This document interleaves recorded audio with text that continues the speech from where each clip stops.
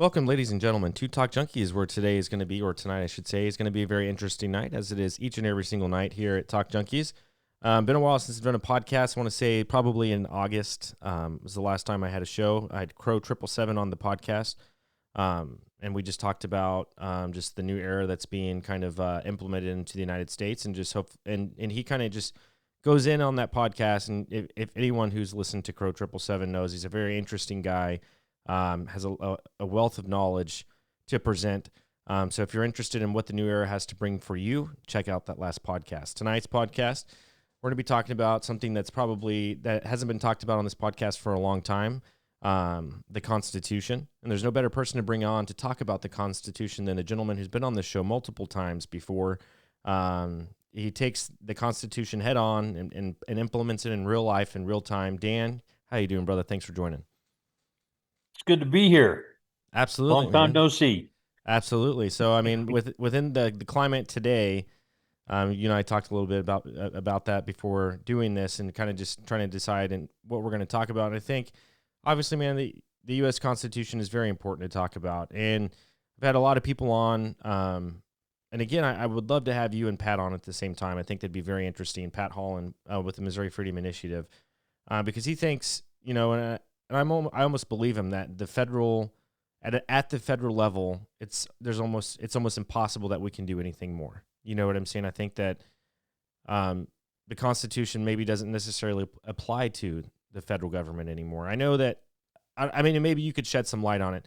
And the reason I say that, man, and I'm curious, and I think that you and I have had this conversation before, is with executive orders, right?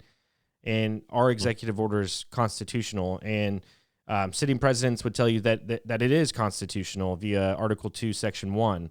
And President Trump, Obama sets the record for most executive orders signed, back in his last presidency with 276 executive orders. Trump in his first term hit around between 240, somewhere around that range. And then he's currently already signed, with not even being a year yet, over 206 executive orders. So, what does that mean to you as a constitutionalist? Whenever, I guess, one, are executive orders constitutional in your eyes via the Constitution? And two, if so, what do you kind of think about them, and are they necessary? Well, I think one of the things that's important to um, remember about executive orders is, you know, there's a lot of different types of executive orders. To have an executive order that follows along with something that has been legally legislated under the powers that Congress has been authorized to exercise, then that executive order would be something that's legal. But we have, executive orders coming down where, there's powers that have been assumed by the executive that, are just nowhere to be found in the Constitution. And it really kind of spins off from Marbury versus Madison, which is, judicial. That's a judicial decision, John Marshall in 1803. But under that, the judiciary um, played like they could assume powers to themselves and delegate authority to themselves, absent any kind of provision within the Constitution that explicitly did that. So you've got executive level decisions and executive level basically power grabs going on all the time, where something may be popular, and so nobody's going to really question it, and it have no legislative basis to it. And so now we have, the Congress is passing things that are not legal. You have the executive doing things that are not legal, and the judiciary doing things that are not legal. Um, so the long and short of it is with executive orders, certainly the president is well within his authority to issue an executive order, but it just depends on, what it's based on. Is it based within a legitimate legislative act? Is it based within explicit authorizations that he has within the Constitution? You know, for instance, um, if Congress declared war and then the president then issued an executive order stating that there were going to be certain restrictions placed at ports around the United States, that would be something that would certainly be within his purview. You know, being the commander in chief and us being in a actual war. But then, you know, other things like um, issuing an executive order that has something to do with roadblocks and checkpoints and things like that. That's much more of a gray area. You know, that's much more of something that you know you're gonna have to really come up with some way to justify that. Does that make sense? No, no, for sure. I completely agree with that. And I just don't think that within what you just talked about, I don't think that many of the presidents really followed those rules. I think maybe to an Oh, extent, in some of it, maybe. I mean, when you're talking over 200 executive orders, maybe like 5%. We'll go even 10% of maybe what you just described maybe applies to their executive orders. So you're talking 90% mhm, of 200, which is around what 110 executive orders, give or take, are unconstitutional. mhm. But I guess the other part to that is like with these executive orders, I feel like at least with Trump recently, some of them are holding up in the Supreme Court. Mhm. So I mean, then you have that.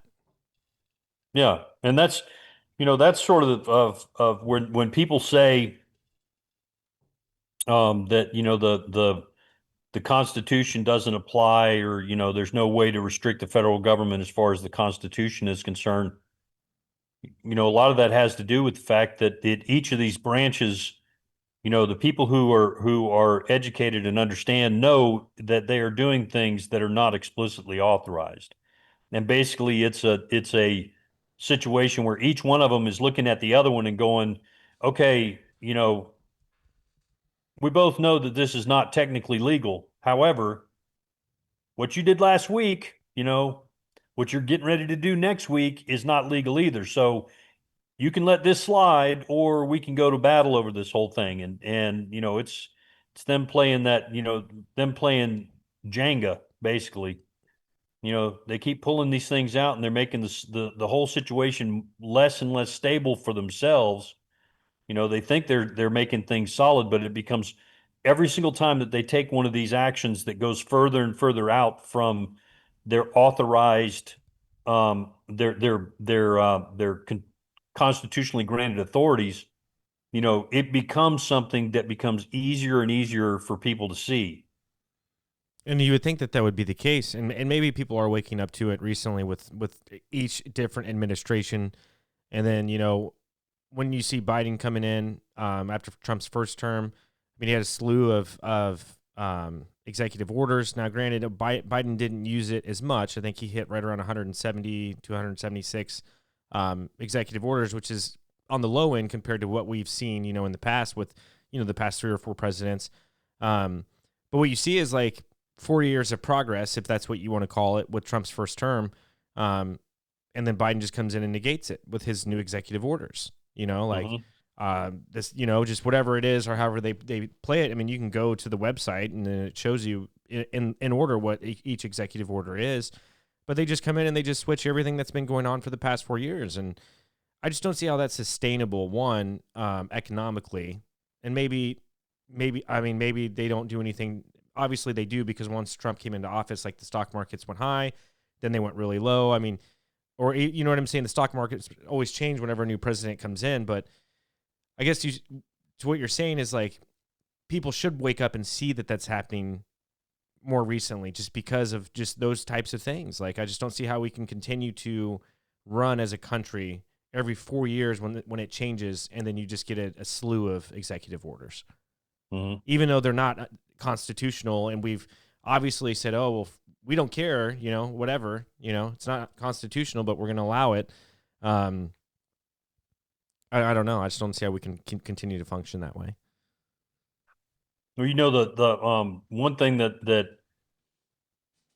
I recently started looking at was the Declaration of Independence, and I think the Declaration of Independence is spot on for where we are right now. And it also talks about some of the things that we've got going on. One of the things that it says in there, and I'm not quoting it directly, but one of the things it says in there is that people are more inclined to put up with stuff that they know is wrong just because it's familiar than to make a change, that they know would be right because, they fear what that change is going to, entail. They'll put up with a whole bunch of injustice and everything just because the thing is familiar, just because they know. It's like, the devil you know. Yeah, comfortability. Yep. Yeah, And so, I think that's a lot of what we've got going on is that um it's not that people don't want to rock the boat. They see that things are not okay, but they're like, I don't I'm want to stay with what I know than go over here to this thing that I don't know.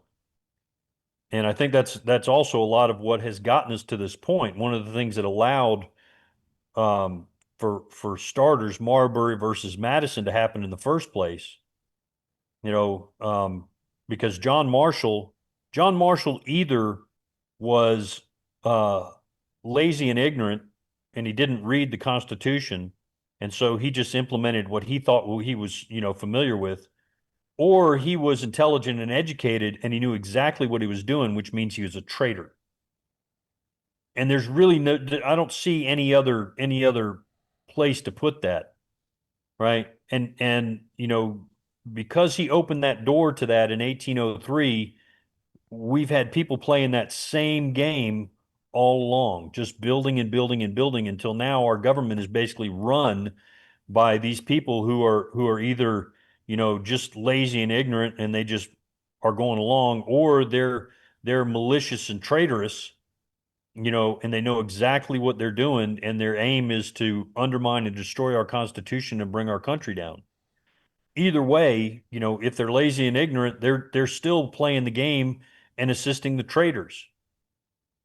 yeah, So, but yeah, it's true. And I guess the only benefit that we have, or one of the benefits, I guess, that we have, is the fact that at least some of the Constitution still stands, and some of those things people aren't necessarily willing to give up. I guess you could say that, especially when it comes to free speech, recently with some of the left wing commentators getting doxxed or whatever, or getting deplatformed, and people up in arms over that. Um, I guess you could say that, you know, luckily we still have freedom of speech. Now, I know that the president wasn't necessarily making that happen. It was these executives within these companies that are saying, hey, like, you can't say these types of things. So we're not going to allow you to have a job here anymore. Now, we really didn't protect the first, or with the freedom of speech when it came to that, Dan, and we tried to, whenever they went and did that to the right, the conservatives on YouTube, when they purged all those right-wing conservative conspiracy type people, and they didn't have a voice anymore. Now, and you didn't hear the mhm. left advocating for freedom of speech. They just said, "Oh, this is a good thing. This is beautiful. We need this to happen. They're a threat against democracy. They're, you know what I'm saying? They wanted to sound Yep. so no one really stood up for the First Amendment when it came to corporations. So I guess freedom of speech has always existed. It's just with corporations. So it's the same type of scenario. Sorry. Now that I think about it. But what are kind of your thoughts on that with freedom of speech when it comes to corporations? I kind of agree. I mean, like, if they don't agree with what Jimmy Kimmel said, or with Stephen Colbert or whoever it is, they have the right to terminate them. Yeah, absolutely. I mean, he's an employee. He's not. He's got to, at some level, submit a script to somebody that gets approved, right? He's not just going out there on. I mean, he may be ad-libbing certain things, but for the most part, those are scripted events, and I mean, people like at your place of employment, at my place of employment, all of our conversations are ad lib. There's no script there. But if you and I say something that is way out of line, we can expect there to be repercussions, Yeah. right? Because our freedom of speech is not applicable there because we represent that company, right? In that particular context. Same thing with Jimmy Kimmel. He's been given employment at a company where he's representing them. That show that he does is advertised as being a certain thing. He's the face of it, but when he goes against what that show is intended to be, there's no freedom of speech there. He's stepped out from underneath any sort of contractual protection that he has because he doesn't have a free speech protection. Right. That's kind of funny that I think about it because, so Johnny's getting married, in a week now. And I remember just Oh, specific, really? yeah, I just remember, and he actually, yeah, he has a child on the way. So congratulations to him. And Yeah. Jesse has another one on the way. So it's really cool. Um, I think it's funny because, man, I remember just all three of us sitting in this chair, and you probably were on one of the times where it was just us three. And, Johnny was just like, he's like, I hate to, and I have to like go back and find these conversations and I could literally clip it. But he was just like, hey man, it's the corporations. Like it's up to them. It's like exactly what you just said. That's what Johnny was on board with that. Hmm. But then last week we all went out on a bachelor party and there was just a big, so kind of a big, not like a fight, but a big conversation between us about whether or not Jimmy Kimmel should have a job or not. You know what I'm saying? And Johnny was like, he should still have a job. He's like, this is a threat to freedom of speech. But I could probably go back in time and pull up when he said Hmm. that this is how it should be. Right. So And I think I've had a little bit of a different take on it before. I think he and I had a little bit of a headbutt over that whole thing, because the situation with Jimmy Kimmel and YouTube banning people is different. You know, the Tonight Show or whatever the name of the show is that Jimmy Kimmel is doing is not a platform. It's not an empty space that he's filled. That's a space that's been carved out for him, and they've structured it and said, this is what we're looking for and this is what we want you to do. They may give him a fair amount of freedom, but that's a structured environment. It's a completely different deal when YouTube or TikTok decides that they're going to ban somebody for what they've said.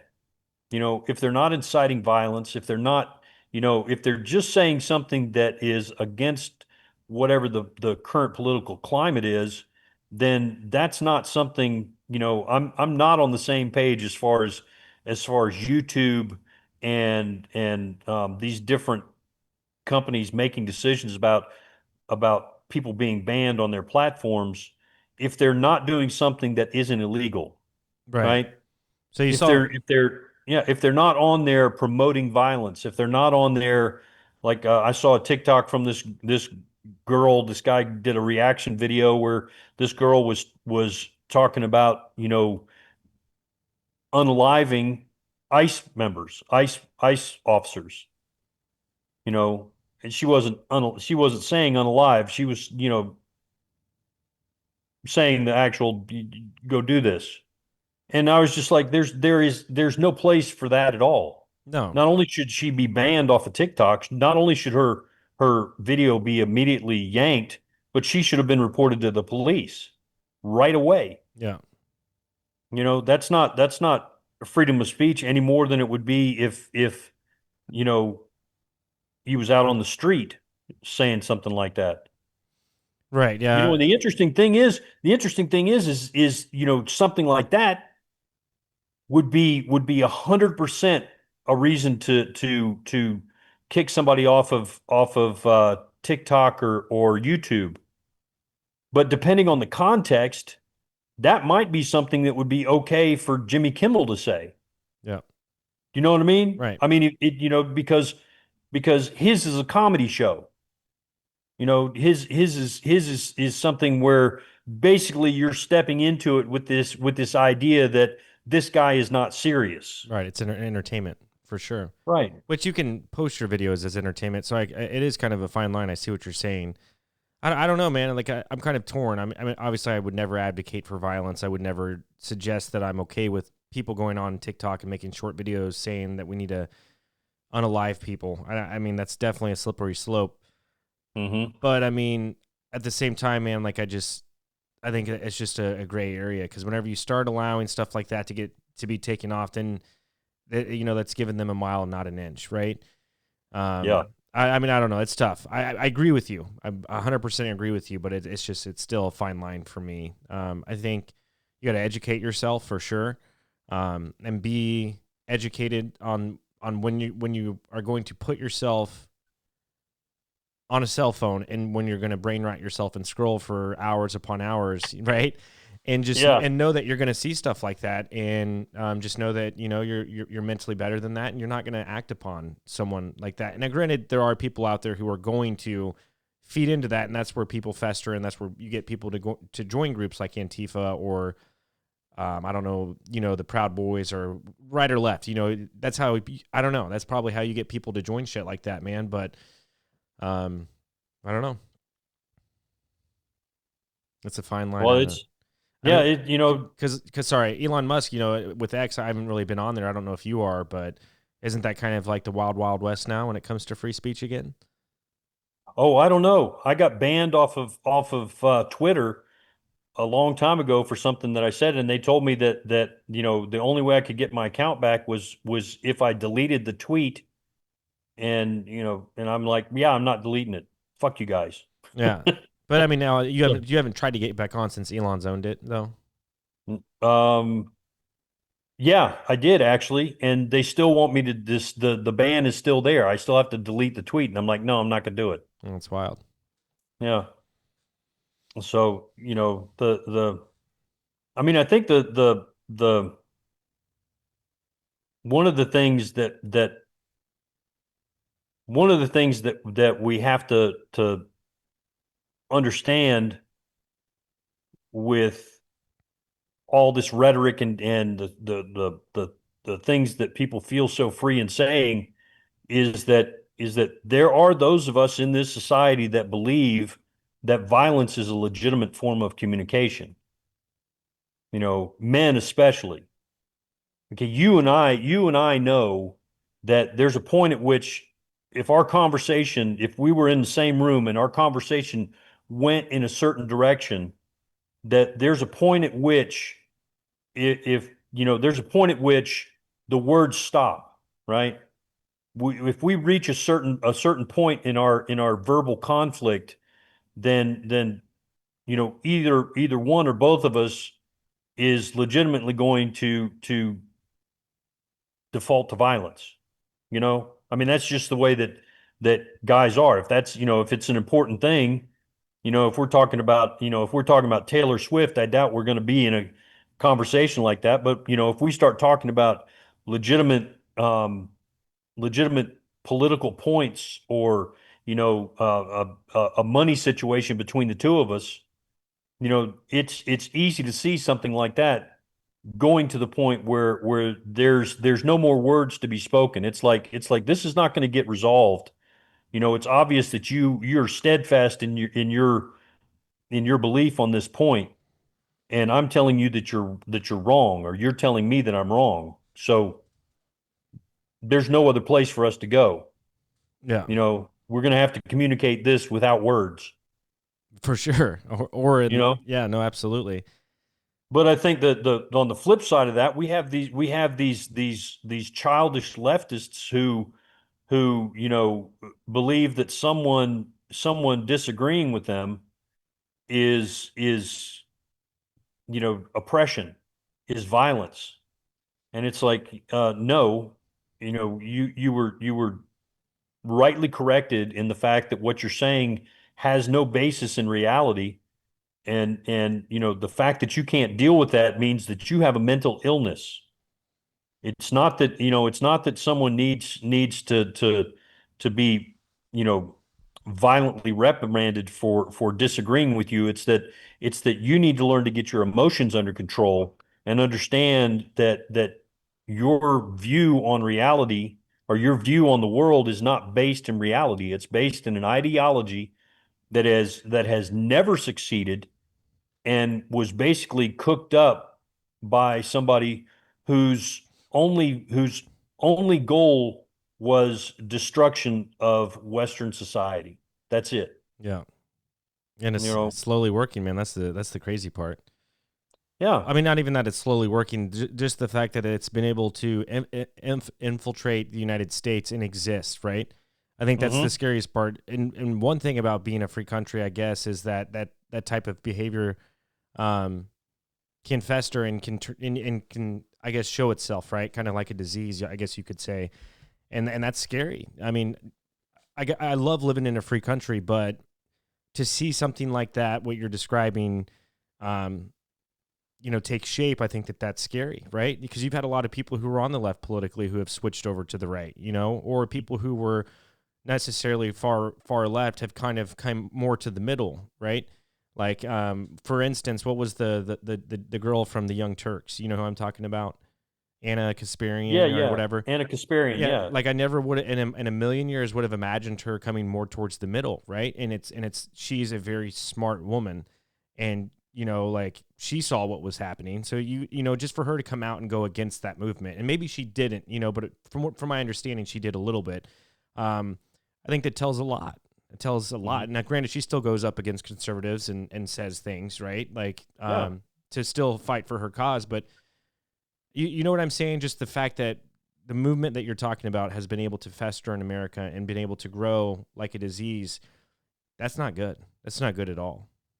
No. And the thing that allows it to grow is that Marxism in any form that it shows up is perfectly made for low IQ people because you only need to know basically one thing and you can spin off anything you want. And as long as it just sort of tangentially ties to the oppression versus the oppressor versus the oppressed narrative, then you sound like an intellectual.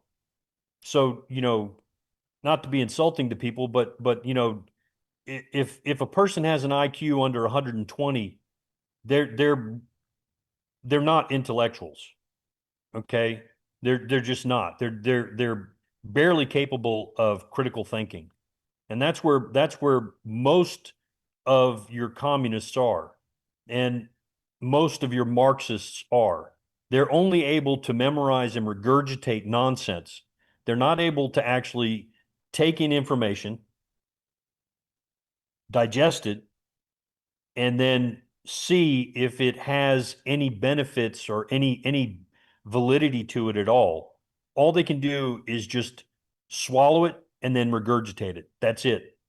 There's no thought process, there's no engagement in it.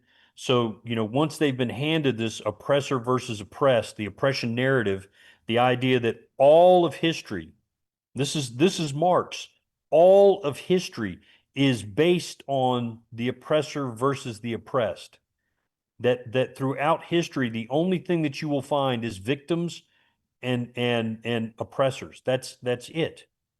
The fact that something something that elementary is how people would view something as nuanced as history is just idiotic.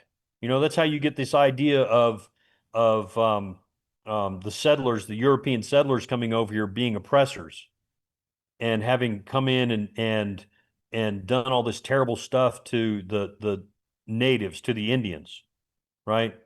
It wasn't just all one way. It was back and forth.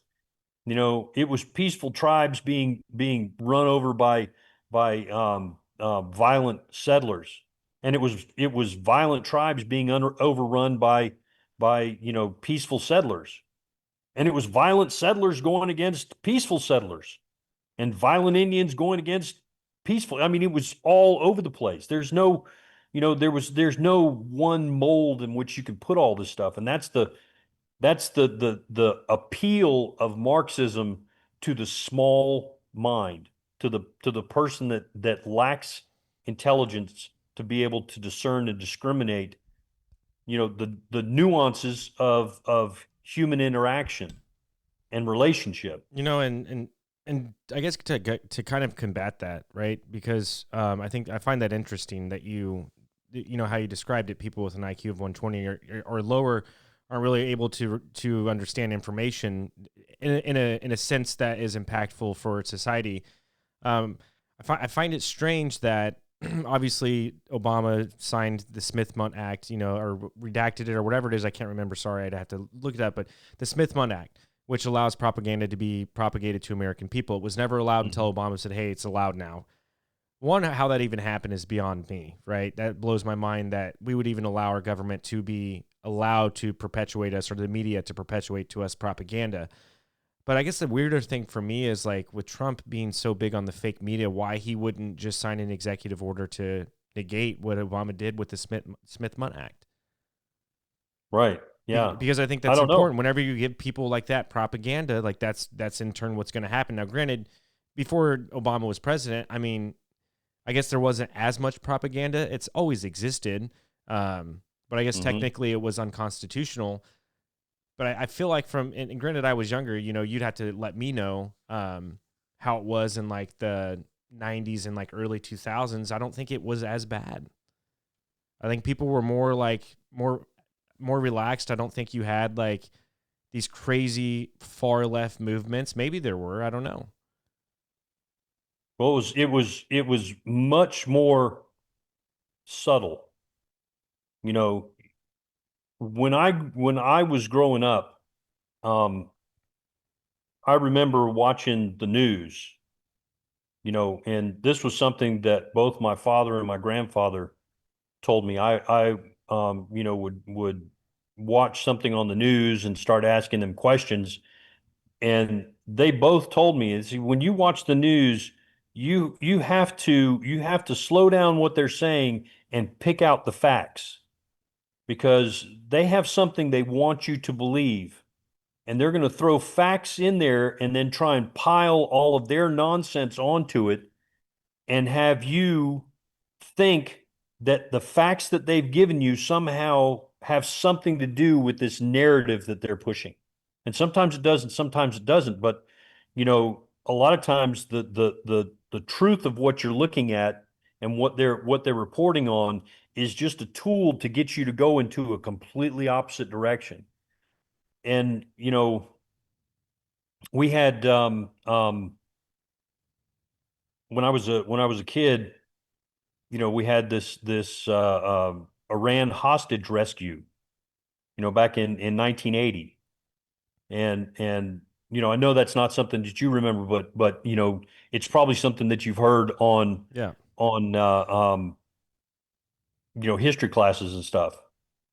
Jimmy Carter sent a team of highly trained guys to go and rescue hostages that had been held for I think 190 days. I can't remember the exact number of days, but they've been held in the American embassy in Iran. This was after the Shah was overthrown and the Ayatollah Khomeini took over.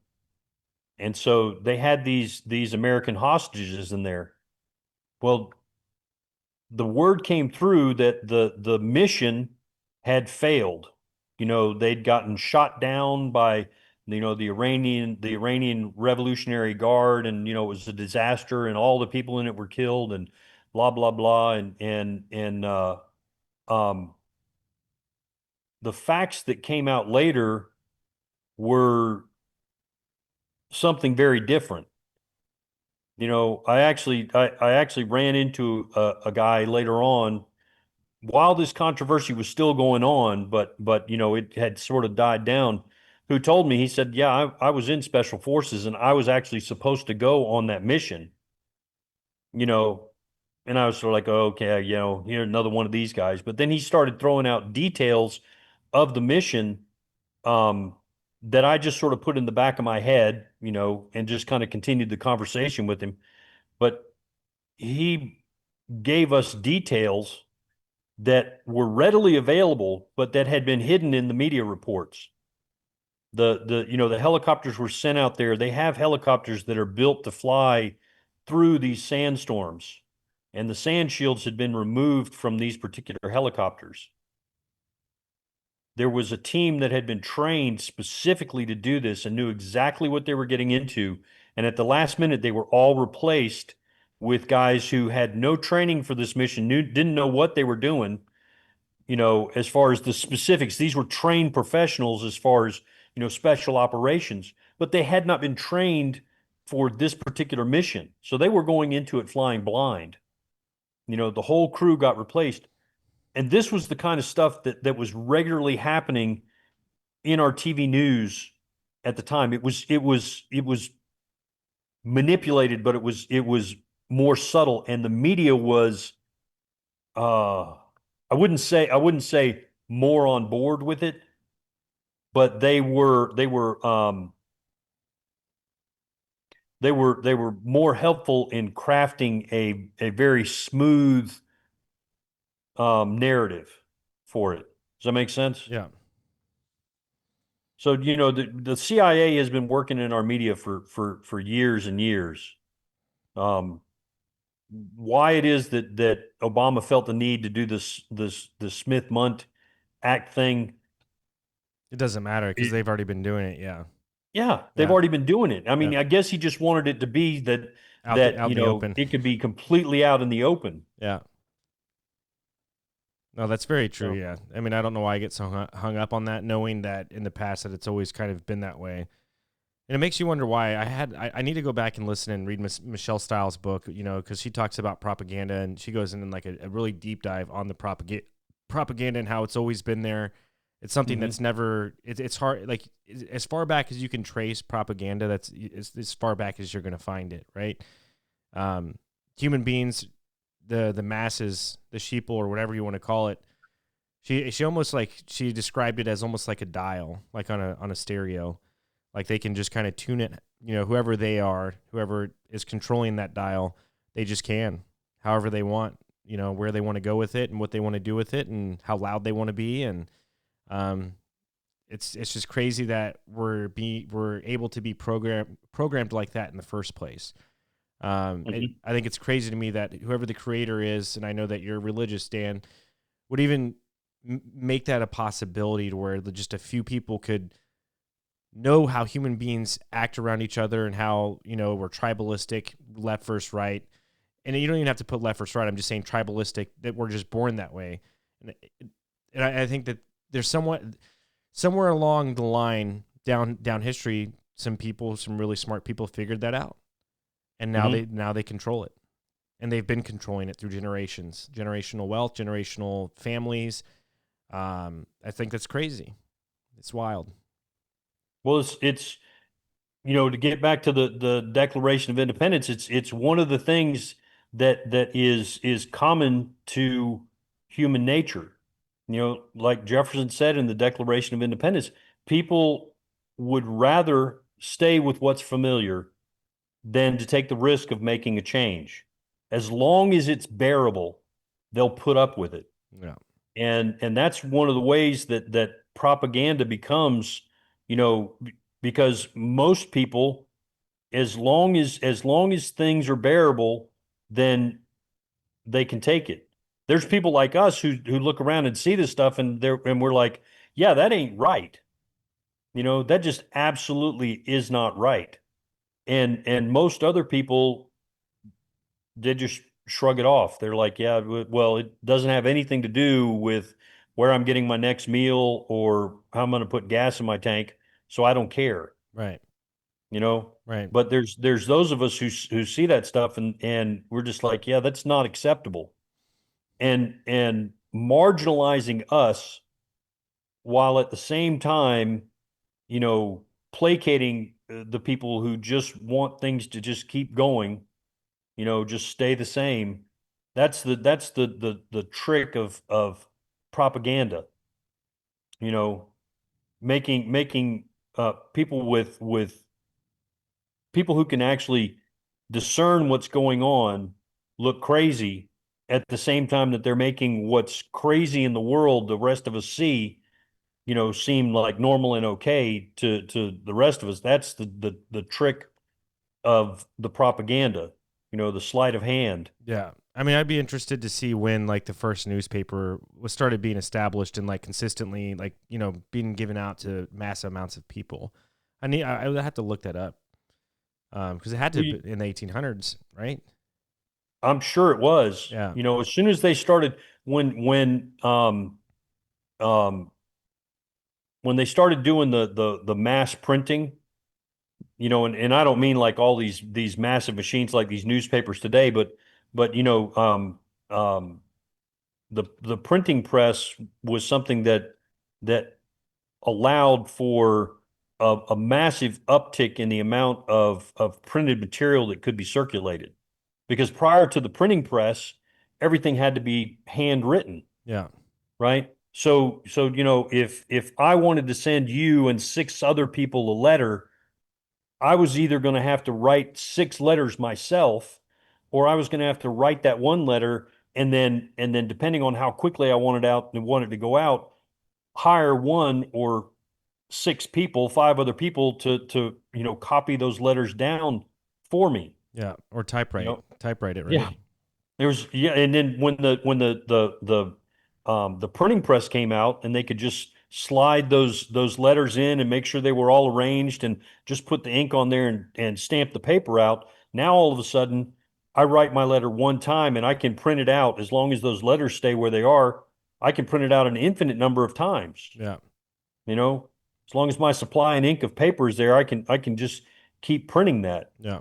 And I think that's where we started really getting into um, the propaganda, because there were certain people who realized that if I put it down on paper and I hand it out to people, that somehow makes it more legitimate than you going around and talking about it. Your words sort of evaporate after they're spoken. But a piece of paper in somebody's hand, that's something solid Oh, that yeah. they can refer to over and over again. So where would you say, Dan, like yeah, we've had a lot of podcasts, man. I don't think I've ever asked you this question. Just based upon since I've known you, right? Probably been about 5 years now. Um, where do you see the Constitution being in 100 years from now? Or let's just go 50 years or 20 to 50 years. Where do you think it's going to stand, the U.S. Constitution?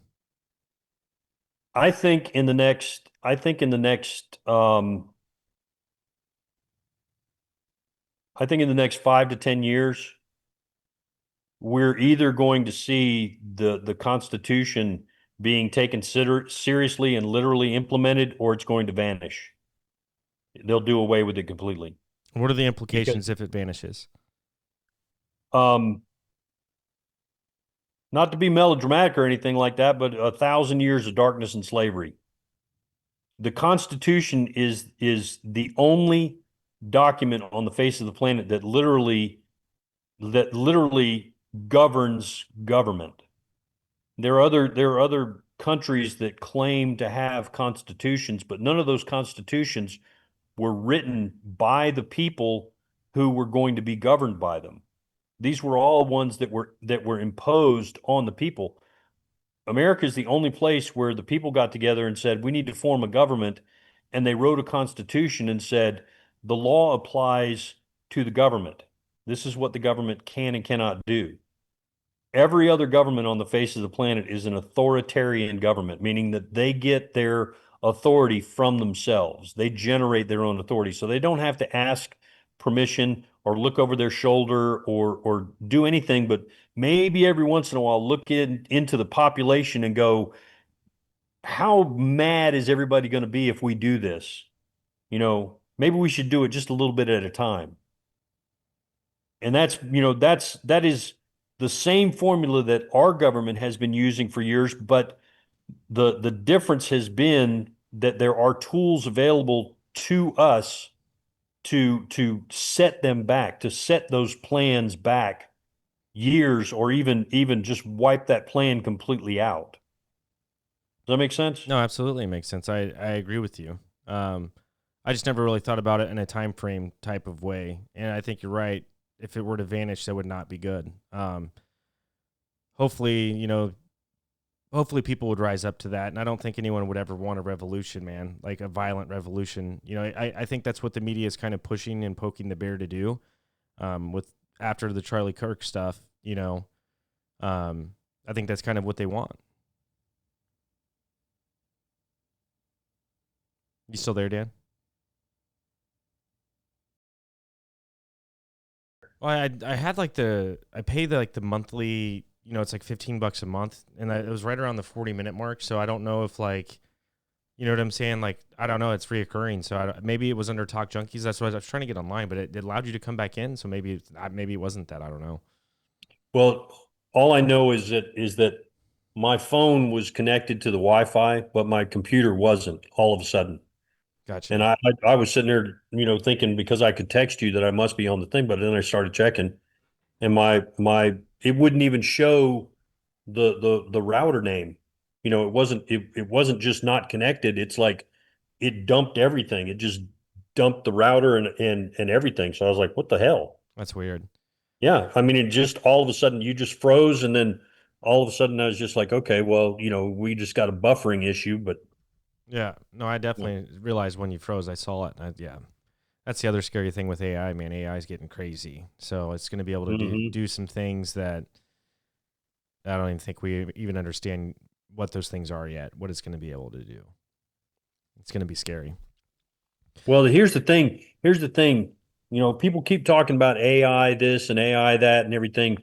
Remember this, AI is always and will always be a program. Just because the people who wrote the program, just because it does something that surprises them, does not mean that that was not written into the program. It's all predetermined. AI is not artificial But intelligence. do you think that we're programming in to some sense? I know you probably don't necessarily agree with that, but I mean, like, whenever you look at like our cells from a molecular level, or even our DNA, and just how strange it is, you know what I'm saying? Let's just say if maybe we're code. So I mean, I guess what I'm saying is it's something in its infancy. It may seem like it could be nothing, or it couldn't turn into something violent. I don't know.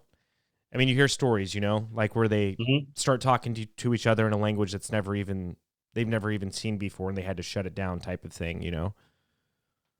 Well, that was in the program somewhere. I mean, that's the thing about these computers is that it can't do anything outside of its own programming. Even when these scientists, these people who are working with these programs, they'll say these programs can program themselves. Well, it's because you wrote something in there to tell it to do that. It Yeah. didn't suddenly decide it. It's not something that magically happened. It didn't evolve this thing. This was all something that you programmed into it. Well, And it was some people believe that like OpenAI or Chat GPT or Gronk or whatever it is, all these different ones, you can keep naming them, or the D Wave, or the Hadron Collider, or whatever it is. They think that more so like OpenAI and like ChatGPT, people think it's fallen angels or the devil.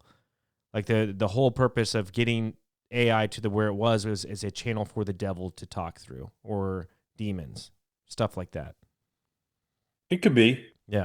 That could definitely be. But I mean, the thing that they're still going to be restricted on, even if that is the case, is that intelligence is something that is a creation, and it is outside of our scope, or the outside of the scope of demons, or even Satan himself to create.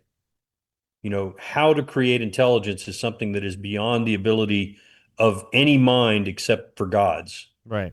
Because I mean, where do your ideas come from? I mean, where do they come from? Yeah. I mean, I don't. There's no way to locate It's true. that thing, because as these scientists continue to study deeper and deeper and deeper into the brain, what they find is they find that that there is no actual center for actually thinking, or developing these ideas. These neurons inside your brain they're constantly trying to make new connections, right?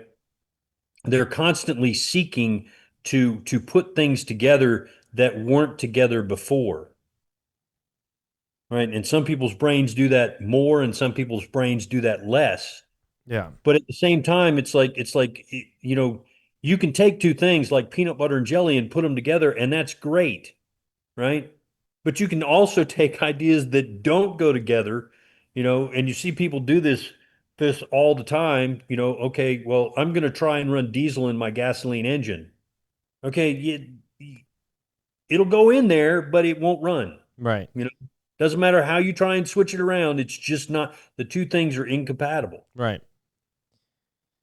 I struggle with that thought. If the creator, that's what the intentions of the creator were, and if the creator created all of us, what would the full magnitude, or what would be the repertoire of what we're able to do via the creator? I guess, like Hmm. what is the endless possibilities that we're able to come along with, and that's a great way to put it, man.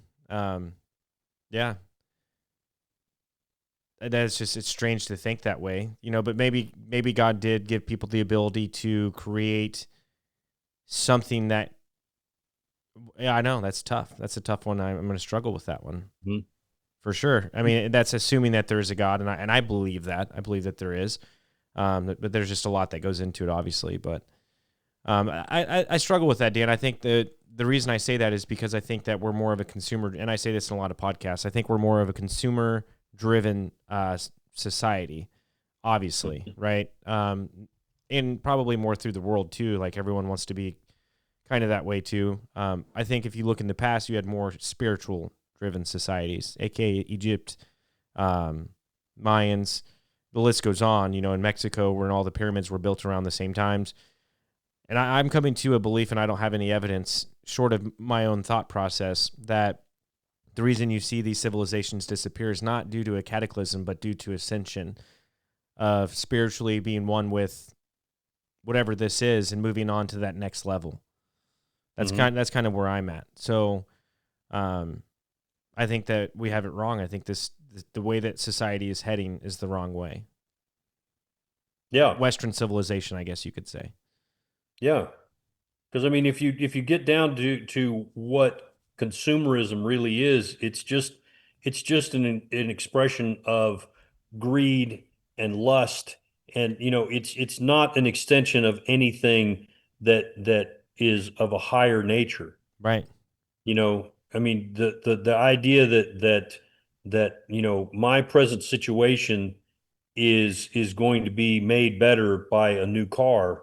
You know, a new car does not satisfy any of my real needs. It's not going to help me sleep better. It's not going to satisfy the hunger in my stomach. It's not going to bring me closer to anybody in a real way. It may attract some people to me, but are they really attracted to me, or are they just attracted to the car, Right. and that's what they want to be around? Exactly. And we've been so, like we talked about earlier, propagandized to want those things, right? and Hmm. and, and it's one of those things I struggle with, man. Like I see the things, and like I see the boats, and like I see the water, and I want to have a boat to put on the water, and you know what I'm saying? Like, and I think that I mean, you could get a canoe, right, or a kayak. You don't need a boat to get on the water and enjoy it. You know what I'm saying, though. But Yeah. um yeah, just Western civilization and innovation has made it very tough, and made it to, it's just sexy to want all of those things and not live a truer life to yourself, whether it be like for your health, for your family, to advance spiritually. That's just, yeah, I think, man, we went the wrong way. And I don't know, like, can you teach an old dog new tricks type of thing? Like in your journey, Dan, have you made it a point to be more spiritual? And then if you have, how hard is it to continuously keep that up, right? And having to pay rent, and having to make sure you have food on the table, and having to pay gas when it's so expensive, and all these things continue to get more expensive. short of you like moving out into the woods and saying fuck it all, right? Um, that's, I mean, you know what I'm saying? Like, Yeah. have you tried to be more spiritual? And if so, how hard is it to be more spiritual? Like as a man your age? Well, I think the struggle of it, it changes with time and age. There are physically, I can pretty much do anything that I've ever done before. I'm not hampered in any way physically. My patience for doing certain things is exhausted. I'm not willing to do a lot of the things that I used to do. So there's frustration that comes in with certain things, like what you're talking about with gas and rent and things like that. Those are things that continue to be a bother and a worry, and a concern. And there are times when in this, it's like I would like to be able to spend time concentrating on spiritual stuff and not concentrating on that, rather than trying to figure out how to make that into something spiritual. Does that make sense? Yeah. Because, ultimately, I mean, if we go by what what Jesus was teaching, you know, our life here is not of and in this world. Our life is coming afterwards. We've got the promise of eternal life if we follow him. But at the same time, he says you don't get to take a shortcut. You can't just go ahead and just decide you don't want to deal with this and kill yourself. There's a purpose and a reason for all of this. We're here to do whatever it is, whatever purpose it is that God has for us. And it's a direct relation between the amount of time that we spend in frustration and irritation that we take away from, the time that we could be putting into what it is that the purpose that is that God has for us. Does that make sense? Yeah, no, absolutely. It's that calling that everyone's looking for and searching for, and maybe it's easier to find it than people realize. But um, when the devil is kind of winning, when it kind of looks that way on a mass scale, when it comes to where we live, it kind of makes it more difficult, man. But it doesn't mean that you can't live the life that you're supposed to live. You know what I'm saying? I think if you seek it, you can find it. It's a matter of wanting to see that. I think for some people, like you talk about people with lower IQs, and maybe that doesn't really hold any water. Maybe it does, but imagine what it's like for those people. Whenever they consume something, it's so much easier for them to be hooked onto that than other people who can kind of see past it. I think that is kind of maybe a disadvantage for those people, and why. And maybe it's not an excuse, maybe it is, but I guess for me, what I'm saying is the signs are there. You're right. You can find your path. It's just, are you willing to take it or not? And it's the hard path, and that's the hardest path is the hardest path to take.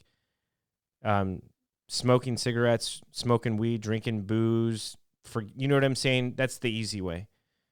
Taking drugs, just doing mundane things. Those are all easy. Right. Playing video games, scrolling on your phone, technology, all those things are just easy. Mm-hmm. God intended for the earth to be hard and not easy. So, and we have it a lot easier, by the way, with air conditioning, heating and cooling, refrigerators, all those types of things. Obviously, we have it way easier than people in the past. But life was intended to be hard, I think. That's kind of where I'm at. That's kind of what I've realized living 36 years here, is that each and every single day I'm realizing that life is supposed to be hard. That's what I've gathered so far. Well, it certainly, whether it's supposed to be hard or not, it certainly does get hard if you're trying to walk a spiritual path, because that becomes more and more narrow as you cut things out that take you away from that spiritual path. Now you have fewer and fewer choices, Yeah. and the path ahead of you becomes more narrow, it's more clear and direct, but it's much more narrow. There's not a whole lot of swinging this way or swinging that way. It's like just straight ahead. This is where we've got to go. Yeah. I would never advocate for just a spiritual life. I think there's more of that comes after life if you make it like you say. And I have a little different of opinions than you on that, but I think once you make it, you have more access to that spiritual type of feelings that you get. Believe me, I've had spiritual moments in my life, and I honestly don't think I'm ready for those yet. I've Mm-hmm. never really dabbled into it, and in the amount of hours that I've lived, because when it comes to like practicing spiritual things, I can only equate it to hours, not days, because that's the amount that I've actually put effort into being spiritual, right? However many days in my adulthood, thousands, whatever you want to call it, maybe 1 or 2 days that I've actually put into spiritualness, right? And Mm-hmm. when I've gotten far into that, it's scary. In a good way, it's scary. I'm just Yeah. not ready for it yet. Like my body's not ready for it. I'm mentally not ready for it. Consciously, I'm not ready for it yet because I've never put enough time into it. Well, that the thing too is, um, when you talk about spirituality, you know, Jesus had a message, but he also had 12 disciples. And those 12 disciples, each one had a fairly unique perspective on what it was that Jesus was teaching. They were each on the same path, but they were seeing something different, so I don't the path is narrow, the distractions are many, and you may be on a narrow path and I'm not on that path. I'm on a different narrow path. The thing is that the destination is the same, right? Yep. The signposts that we're going to be seeing are the same. They may not be in the same order. You know, you may see the falling rocks one way before I do. That may be something I don't run into for, 6 miles down the road, but I see the slippery when wet. And I'm talking about that, and you're talking about the falling rocks. And so we're not even in the same universe when it comes to the conversations that we're having, right? Right. You know, slippery when wet. What are you talking about? I got to be looking up, man. Yeah. Oh, you better Abs- watch where you're stepping. yeah. Absolutely. Yeah. But I mean, the thing is that the place that we're headed to is the same place. You know, the tools that'll get us there are the same tools. It's just, we're not necessarily on the same narrow path and running into the same, you know, um, for lack of a better word, difficulties at the same time. Obstacles or difficulties or even triumphs. Not running into those at the same time. And I think that's part of the reason why um, Jesus stressed so much, love your neighbor, love your brother, love that person that is on this path, this journey that you're on. You don't have to understand necessarily what it is that they're doing, but love them and be prepared to forgive them over and over and over again. You know, forgive that person that has earned your anger, has really kindled your vengeful side against them. Be prepared to show them some forgiveness, because otherwise you're off the path. You're going in a wrong direction. Yeah. A lot of people lose sight of that for sure. Yeah, man, it's getting late, brother. I mean, I enjoy the conversations. We definitely got to do this again sometime soon. I'm definitely down, man. I just been in a funk, Dan. Like it's weird. Like I don't know how to explain it. I'm just like, you know what I'm saying? Like we've planned a podcast, a couple months ago, and it didn't end up working out. Um, it's just when I get in here, I put the mic on and I put the headphones on. I love it, man. It's what I love to do. It's what I love to be. I just got to put in the effort, man. Like I got to read these books. I just got to consume information that way I can have a genuine conversation about topics that are currently going on and what we're experiencing. So we'll chat again soon, brother. Yeah, man.